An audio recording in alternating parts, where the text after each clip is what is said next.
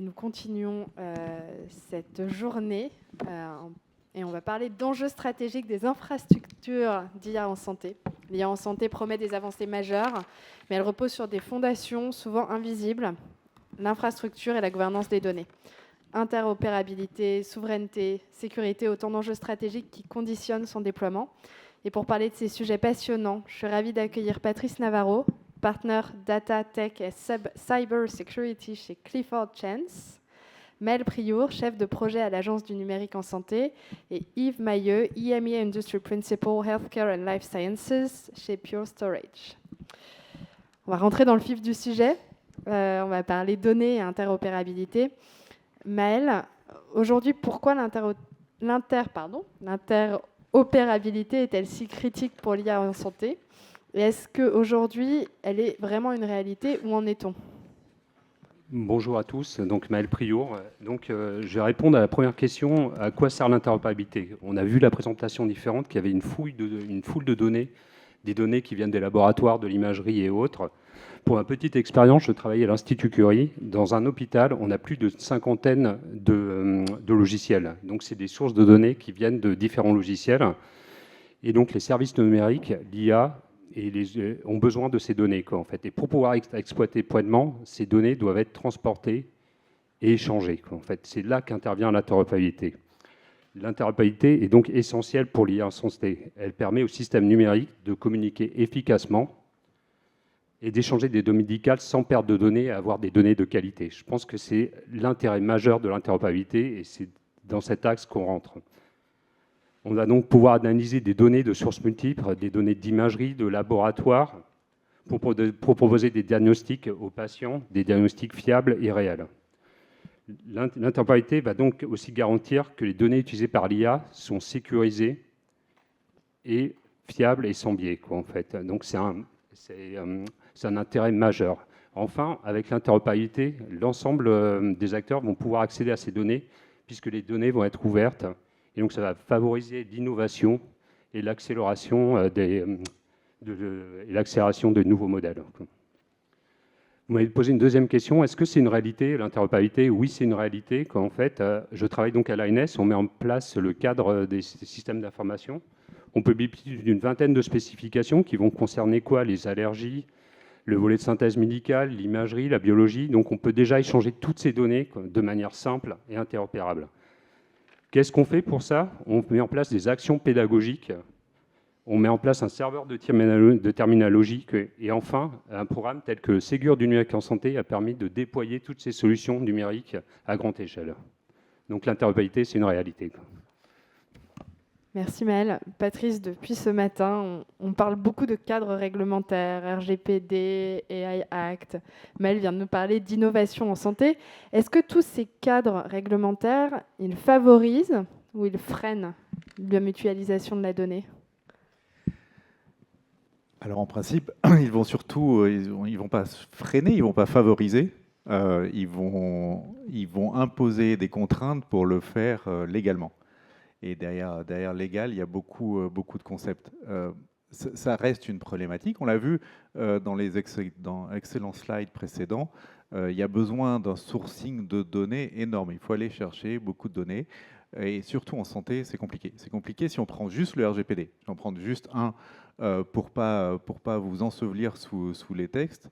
Mais juste sous l'empire du règlement général pour la protection des données personnelles, le simple fait de partager toutes ces données de santé, en fait, est quasiment impossible à faire de manière parfaitement légale.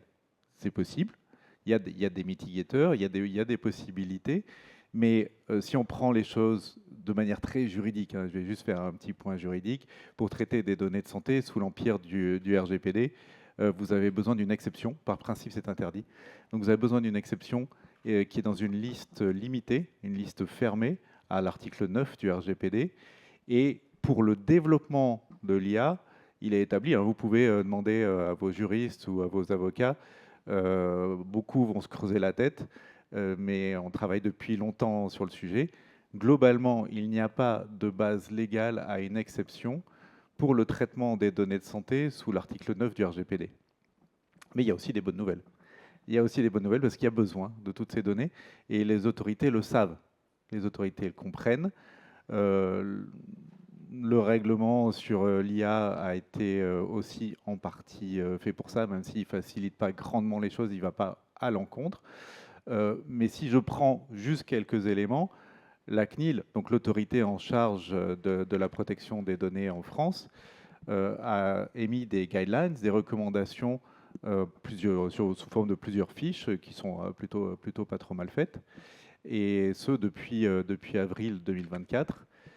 Et on comprend qu'il y a une flexibilité. Il y a une flexibilité, c'est-à-dire qu'il faut tout de même mettre un ensemble de protections en place, de mesures qui vont s'équilibrer et venir compenser le côté un petit peu artificiel de l'absence, par exemple, de base légale ou d'exception sous l'article 9 du RGPD.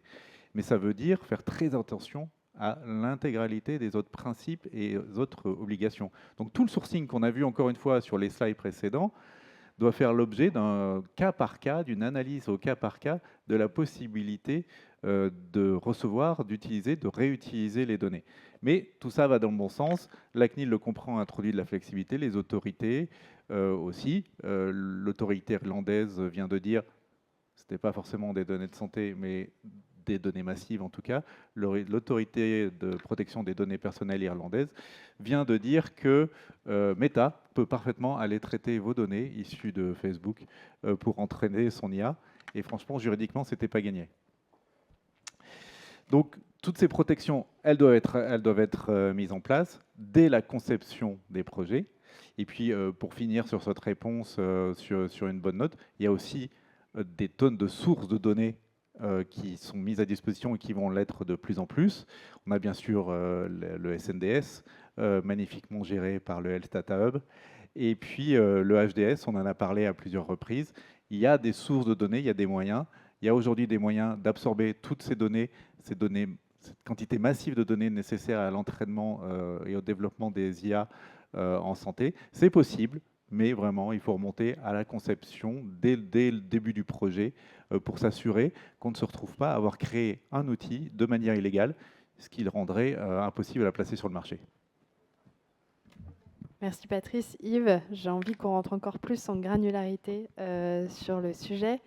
J'ai envie qu'on parle de la donnée en tant que matière première de l'IA. Quel est l'impact de la donnée sur la qualité et l'applicabilité de l'intelligence artificielle ?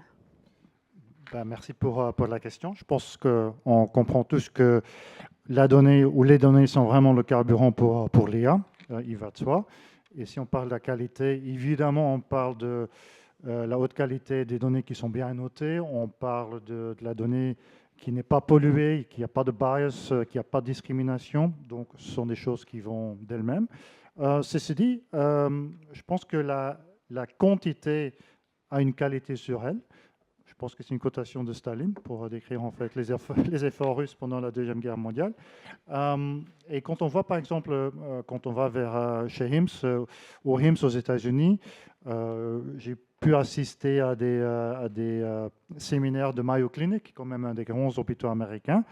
Et là, si on voit ce qu'ils font pour l'instant sur le domaine de l'IA, par exemple, on en a pas de numérique, ils font vraiment des accords avec des hôpitaux en Israël, en Corée du Sud, au Japon, pour avoir vraiment une donnée qualitative, mais qui va couvrir aussi toutes les races, tous les genres, tous les cas d'usage, et afin de vraiment pouvoir construire un IA qui n'est pas simplement utile pour eux dans leur environnement hospitalier, mais qui est vraiment utilisable même au niveau global.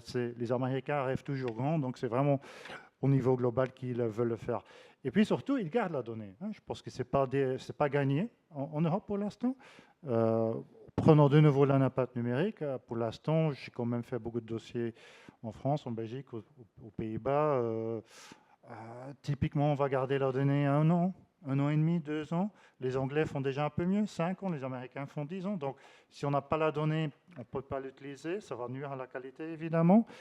Et puis, finalement, l'applicabilité de la donnée est aussi très importante. Ça sort un peu de nouveau du cas d'usage de Mayo Clinic. Donc, les données ne peuvent pas être trop spécifiques. Il y a plein d'exemples. Je veux dire, aux États-Unis, par exemple, s'il y a de l'imagerie médicale, pour certains protocoles, on va mettre le patient sur le ventre. En France, on va le mettre sur le dos. Pas de surprise. Hein. L'IA qui a été conçue aux États-Unis avec le patient sur le ventre ne va pas marcher en France et vice-versa. Donc, tout ça doit être mis en compte aussi. De nouveau, une qualité de données, c'est aussi la volumétrie. Pour avoir par exemple, en imagerie médicale, je pense qu'il y a presque 200 algorithmes, et même plus maintenant, qui ont été approuvés avec un marquage CE aux États-Unis et à FDA et en Europe. Mais bon, aujourd'hui, il faut quand même avoir 50 000 à 100 000 examens d'imagerie médicale pour faire quelque chose qui est bien, quoi, qui tient la route. Donc, de nouveau, la volumétrie est quand même importante. Et puis, comme mon collègue André avait dit, tout ça, c'est des choses qu'il faut organiser au début, mais à la fin, il faut aussi avoir une infrastructure qui tient la route. Et là, on voit quand même que beaucoup de gens ils passent beaucoup de temps sur les aspects de qualité sur l'IA, tant mieux, mais à la fin, ils se trouvent quand même un peu coincés par en fait les aspects pratiques de connaissance de l'infra. Et c'est pourquoi nous, en tant que fabricants, on veut vraiment aider les hôpitaux et les centres de recherche pour faire en sorte qu'on a des infrastructures qui sont certifiées et qu'on peut déployer très facilement. Merci Yves. J'en profite pour lire ce dessin de Xavier Gorce. Je chasse des données pour l'IA, parfois je braconne. Ça me donne envie de te poser une question, Patrice. Quand on est avocat et qu'on travaille avec des ingénieurs au quotidien sur cette question de la donnée et de la data, comment on arrive à parler le même langage dans un écosystème qui est aussi mouvant que l'innovation de santé? Notre rôle, c'est de servir de traducteur aussi. Hein. On traduit beaucoup. On traduit entre les opérationnels, la partie technique, et ce qui est considéré comme l'état de l'art et le vocabulaire, et les concepts juridiques, qui ne matchent pas toujours parfaitement. Donc en fait, il faut réussir à réunir ces sujets-là pour se parler dans le même langage, pour, encore une fois, réussir à investir et monter des projets qui vont coûter cher, qui vont coûter de l'argent, qui vont coûter des ressources et du temps, d'une manière conforme, raisonnablement conforme, de manière à pouvoir l'utiliser par la suite. Pouvoir l'utiliser. Et c'est pas seulement, on ne parle pas seulement de sanctions, on parle pas forcément d'être rattrapé par la patrouille. On parle d'une conformité qui permet de réellement rentrer sur le marché et d'en tirer un profit ou un usage intéressant, et d'où la nécessité de se faire comprendre des opérationnels au quotidien. Et si tu avais un conseil à nous donner, qu'est-ce qu'il faudrait sécuriser en priorité dans une infra de santé qui supporte des usages IA? Pour moi, dans une infra, alors l'infra est très importante, hein, vraiment. Ici, on a beaucoup parlé des usages, de la création, des développements, mais derrière l'IA, il faut une infra qui est le moteur, qui est ce qui permet de produire l'IA, de produire l'intelligence. D'où les data centers qui changent de nom, ou en tout cas qui passent à une échelle supérieure et qu'on appelle des AI factories. Donc c'est très important. Et derrière, plus que la souveraineté, on parle souvent de souveraineté, et qui pour moi revêt plusieurs sens et pas toujours les bons du côté des politiques. Ce qui compte, c'est la sécurité, la cybersécurité. On a vu une présentation tout à l'heure sur les risques pour les hôpitaux et pour l'intégralité des acteurs. Il est là le vrai risque, avoir une sécurité suffisante pour éviter les breaches, les ransomware, l'absence, les data leaks, etc. Et puis, il ne faut pas oublier que ces infras, elles sont un tout petit peu différentes de ce qu'on voyait avant. Encore une fois, différentes des data centers qui sont simplement du storage. On va plus loin que l'hébergement. Et il faut se poser une vraie question. Au moment où on développe et on installe, on crée, on finance ces infras, elles doivent d'ores et déjà être prévues pour se conformer et permettre des usages et l'utilisation de l'IA en conformité avec la réglementation, parce que ça serait quand même dommage d'injecter parfois des milliards dans une infrastructure pour s'apercevoir qu'on ne peut pas l'utiliser pour les usages qui étaient prévus dans le business plan. Merci Patrice. Maëlle, on parle d'EAIAC, de HDS, de NIS2. Est-ce que ces questions juridiques et ces questions de sécurité, ça freine concrètement vos projets d'interopérabilité ou d'alimentation des entrepôts à l'ANS? Excellente question. Okay. Je vous remercie. Ces questions ces questions juridiques, elles sont nécessaires pour garantir une éthique et une protection des données, comme on l'a rappelé. Mais en même temps, le fait de définir un cadre commun pour échanger de la donnée de santé, on peut le voir comme un accélérateur aussi. On va avoir un cadre commun à travers EHDS, le règlement européen, qui va définir au niveau européen avec un format unique pour pouvoir échanger de la donnée. On va pouvoir échanger non plus les données à l'échelle nationale, mais peut-être à l'échelle européenne demain. Donc, on voit actuellement en fait l'établissement d'un cadre ou d'un langage commun ou de règles communes comme un accélérateur à l'ANS, en fait, par rapport à ça, en fait, ce qui fait que des nouveaux acteurs innovants pourront venir sur le marché, pouvoir récupérer de la donnée, en fait, et pouvoir l'exploiter. Donc, à l'ANS, on travaille activement sur ce format européen actuellement pour le localiser. Et nous travaillons aussi sur d'autres problématiques pour les entrepôts de données de santé, qu'en fait, on est sollicité par le HDH, par l'INCa aussi, en fait, sur les problématiques des entrepôts de santé autour du cancer. Et donc, on va publier prochainement 2 guides d'implémentation à des fins d'alimentation des entrepôts de données de santé dans le cadre du cancer, qui sont les projets Osiris et Onconfer. Merci. Merci Mel. Yves, je serais curieuse d'avoir votre regard. Comment on garantit que cette souveraineté des données, elle ne freine pas la capacité d'innovation de nos chercheurs en Europe ? Évidemment, il faut trouver un équilibre entre la protection et l'ouverture, le partage des données. Et jusqu'à présent, c'était quand même assez difficile. On était éparpillés en Europe, on avait plusieurs, comme mon collègue l'a dit, plusieurs réglementations partout en Europe qui ne facilitaient pas les choses. Et certainement, dans des cas, pour par exemple des maladies rares, on n'avait pas les données au niveau national, donc il fallait faire du partage au niveau international, ce qui était très difficile. Et donc, je pense que tout le monde attend beaucoup de l'espace européen des données de santé, qui va vraiment, espérons, apporter une bouffée d'oxygène aux chercheurs, à faciliter l'échange, à précipiter aussi l'échange. Je pense que si on parle toujours de le gap entre l'Europe, les États-Unis, la Chine, c'est pas tellement technique, c'est beaucoup plus au niveau organisationnel. C'est beaucoup plus le fait de pouvoir accéder à ces données. Pour les Américains, c'est assez facile. Pour les Chinois, c'est encore plus facile. Pour nous, c'est très difficile. Donc, on espère vraiment que cet espace européen et tout le cadre réglementaire qui va avec va nous aider à prendre la relève et à faire en sorte qu'il y a beaucoup plus d'innovation. Mais évidemment, avec toujours la protection, la disponibilité, la confidentialité qui est nécessaire. Et je pense qu'il faut être créatif aussi. Il y a plusieurs types de technologies dispo aujourd'hui pour le faire. On a des technologies hybrides, donc on peut rester avec les données sur place, mais on peut donner par exemple le compute dans un cloud, faire le compute dans un cloud, donc c'est tout à fait réglementaire. Il y a des IA qui sont fédérées, donc là on ne va pas partager les données, on va partager les modèles, qui est aussi tout à fait possible. Donc je pense qu'avec l'espace européen, plus de technologies hybrides fédérées, plus aussi les modèles d'affaires qui changent. Par exemple, il y a plus de constructeurs qui amènent des modèles cloud, qui facilitent en fait les investissements, parce qu'on ne sait pas est-ce qu'on aura besoin de X, Y ou Z pour mener ces projets.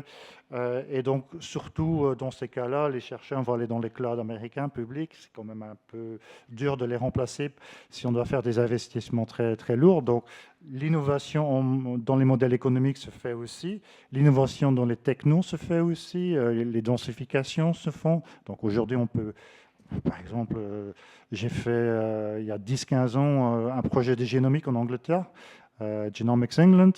Là, il fallait avoir un bateau de matériel pour stocker 100 000 génomes. Aujourd'hui, on peut le faire dans un petit boîtier que je peux emmener dans une voiture. Donc tout ça va aussi aider les sociétés, les hôpitaux et les savants à construire des infrastructures souveraines qui qui sont aussi aptes, avec la nouvelle réglementation, à précipiter en fait l'innovation. Merci Yves. Ce dessin de Xavier Gors, en médecine, on a appris les gestes basiques d'hygiène et maintenant on doit apprendre les gestes basiques de cybersécurité. Est-ce que ça te fait réagir, Patrice? Ah oui, et c'est évident. En fait, une des premières choses qu'on doit faire, globalement, hein, pour tous les sujets juridiques, mais c'est en particulier vrai à la fois pour les données personnelles et encore plus pour l'IA. Petit reminder, depuis début février, l'IA Act, le règlement IA, est entré en vigueur en partie, et notamment cette partie qui s'appelle AI Literacy. Donc il est nécessaire de former les équipes à la réglementation, à l'éthique. C'est très important parce que c'est comme ça qu'on évite les grosses erreurs qui mènent à des risques de sanctions ou encore une fois à des produits qu'on ne pourra pas mettre sur le marché. Donc c'est important d'avoir cet entraînement. Pareil pour la cybersécurité, on en parlait tout à l'heure. Les gestes de cybersécurité sont très importants parce que la plupart des incidents, en tout cas une grande partie des incidents, viennent au départ d'une erreur humaine qui combine deux traits très humains qui sont le premier trait, c'est la gentillesse. Les gens vont vouloir aider et c'est souvent là qu'ils se font piéger. Et la deuxième, c'est qu'ils sont feignants. Tous les êtres humains sont feignants. Et ce qui, une fois combiné, peut amener à pas mal de manquements. Vous avez peut-être suivi au UK l'intégralité de ces hackings contre les supermarchés. Marks & Spencer, Coop, Cartier aussi a été attaqué récemment. Et ça vient d'ingénierie sociale, hein, simplement. Des gens se sont fait piéger et ont permis des accès à des systèmes protégés. Donc oui, il faut apprendre les gestes barrières / sécurité. Merci Yves. J'aimerais revenir sur quelque chose que tu as dit sur l'accès à la donnée. Tu as dit les Américains sont très bons à accès facilement à la donnée, les Chinois encore plus. Pourquoi? Ils ont moins de réglementation. C'est tout. Et tu arrives à garder ton optimisme sur ce qui se passe en Oui, Europe? parce que je pense qu'on est conscient du fait qu'on est un peu trop réglementé pour l'instant en Europe. Et puis, bon, quelque part à Bruxelles, les gens doivent aussi travailler. Ils ne sont pas tous des feignants là-bas, j'espère. Et donc, il y a heureusement des initiatives comme l'espace européen des données de santé qui a vu le jour. Ce n'est pas encore là, ça va durer encore quelques années. Mais si ça marche, en fait, si moi je crée une boîte, je pourrais donner ou demander accès à, je ne sais pas moi, 200 000 examens médicaux pour un algorithme que je veux faire et immédiatement, par le biais d'un réglementateur national ou international, cette société va avoir accès à toutes ces données, évidemment anonymisées, etc. etc. Et donc, c'est des choses qui n'étaient pas du tout possibles il y a aujourd'hui même. Donc j'ai beaucoup de confiance. Oui. Merci Yves. Donc, on a donc vu que la promesse de l'IA, elle repose sur 3 piliers, interopérabilité, gouvernance, sécurité. J'ai envie de vous poser une question pour conclure cette session. Si vous deviez chacun donner une seule priorité à mettre en œuvre dans les 12 mois pour accélérer une IA qui soit utile et responsable en santé, quelle serait-elle? Je vais démarrer avec toi, Maël. Comme le disait, continuer à travailler sur le règlement européen, qui est un accélérateur, on pense tous, qu'en fait, pour partager la donnée, échanger cette donnée, pour ça, il faut co-construire, travailler avec l'ensemble des acteurs, privés ou publics, et promouvoir ces travaux, quoi, en fait. Ça va être le gain, quoi, de ce règlement européen, quoi, la co-construction. Merci, Maël. Yves? J'espère voir l'émergence d'un écosystème de partenaires en France très doués, qui savent les règlements, qui savent l'infra et qui savent en fait aider les hôpitaux et les chercheurs à faire ce qu'ils doivent faire parce que ce n'est pas leur boulot. Point. Moi, je pense que c'est non seulement pour les 12 prochains mois, mais en règle générale, ce qui nous manque aujourd'hui, c'est l'optimisme. Il faut beaucoup plus d'optimisme. Il faut arrêter d'avoir peur de l'IA, parce qu'on a regardé trop de films hollywoodiens, tout simplement. Hein. On ne peut pas avoir une pensée influencée par Terminator, c'est pas possible. Donc il faut rester optimiste. On parle d'innovation en santé pour le bien de l'humanité. Dans la dernière étude de l'Ouate, estime que 400 000 personnes par an peuvent être sauvées par les innovations IA en santé. Donc il faut aller là-dessus. Et puis arrêter aussi d'avoir peur des autres pays, pas seulement de l'IA, d'avoir peur des autres pays et se dire ouh là là, il faut qu'on fasse quelque chose tout seul dans notre coin en France, parce que c'est vraiment très important de faire ça dans nos frontières. Et puis après, on fera à l'intérieur de l'Île-de-France, parce que c'est quand même important de ne pas partager avec les autres départements. Puis on fera ça dans le 15e arrondissement, et puis peut-être ici, rue Radour-Souglan. Mais n'allons pas vers ce genre de peur, n'allons pas vers le repli, n'allons pas vers le protectionnisme. Ce qu'il faut, c'est de la coopération, c'est de l'investissement. Il faut beaucoup d'argent et ça ne va pas se faire uniquement en France. Donc il faut y croire, croire ensemble à l'innovation et travailler ensemble avec les autres pays et en général pour investir. Ce qui nous manque aujourd'hui, c'est de l'argent, c'est de l'investissement. Il en faut beaucoup. On a parlé des infras, ça coûte très cher. Et pour ça, il faut y croire et tous ensemble et coopérer sans avoir peur de son voisin. Un cadre, de l'optimisme et du financement pour conclure cette session. Merci à tous les trois.